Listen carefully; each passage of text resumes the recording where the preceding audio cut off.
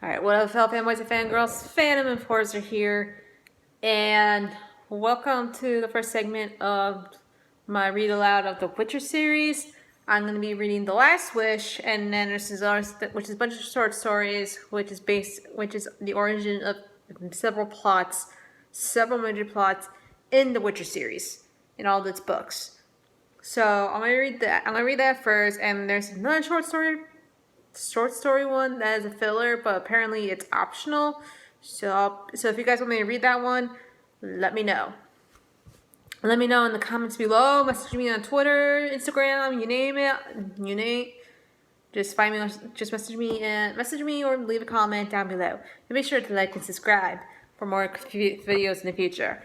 So without further ado, I'm gonna start with the first part of chapter 1, which is known as The Voice of Reason. And FYI, the books are basically 17 years old and up. So if you're below that age, yeah, you are definitely too young. And if you say you play the Witcher series, how old are you, kid? Because that's rated M for mature. And I would know because I played it over on my Twitch channel. Anyway, so let's begin. Chapter 1, The Voice of Reason. She came to him toward morning. She entered very carefully, moving silently, floating through the chamber like a phantom. The only sound was that her mantle brushing her naked skin. Yet this faint sound was enough to wake the Witcher, or maybe it only tore him from the half-slumber in which he rocked monotonously as though traveling through fathomless depths, suspended between the seabed and its calm surface amid gently undulating strands of seaweed. He did not move, did not stir. The girl flitted closer, threw off her mantle slowly and hesitantly, rested her knee on the edge of the large bed. He observed her through lowered lashes, still not betraying his wakefulness. The girl carefully climbed onto the bedclothes onto him, wrapping her thighs around him. Leaning forward on straining arms, she brushed his face with hair which smelled of chamomile. Determined and as if impatient, she leaned over and touched his eyelids, cheeks, lips with the tips of her breasts. He smiled, very slowly, delicately grasping her by the shoulders as she strained, escaping his fingers. She was radiant, luminous in the misty brilliance of dawn. He moved, but with pressure from both hands, she forbade him to change position, and with a light but decisive movement of her hips, demanded a response.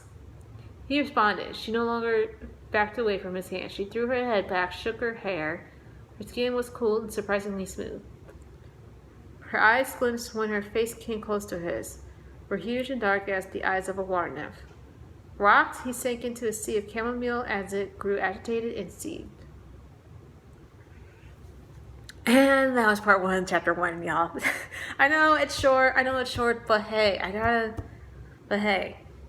if I want to keep you guys, my goal for you guys is to help those that don't have the money to get the series, or have the time to read it. So, and everyone needs to get escape reality by watching some YouTube, playing video games, all that. So I'm just trying to help everybody out. And I need to reread the series before I go watch. I need to reread the book series before I watch the Netflix series, which I hear is really good. And my mom was like, "Wait, you have the?" When I told her I have the books, she's like, "Wait, you have the books?" I'm like, "Yeah, I'll let you read my Kindle after I reread them." So she wants to read The Witcher too, and she's like, because she heard of the guy who put the main character is hot, and I'm like, "Mom, how do you not know who Henry Cavill is?" And she goes, "Who's Henry?" Oh my god. My jaw, if you were there when she told me that, you would see my jaw like practically fall to the floor. Anyways, thank you guys so much for watching. Thank you guys for stopping by. I'll be posting the new segment, the second segment of chapter 1 really soon. It is called The Witcher. And be sure to like, comment, and subscribe. And until next time, Family Forcer out.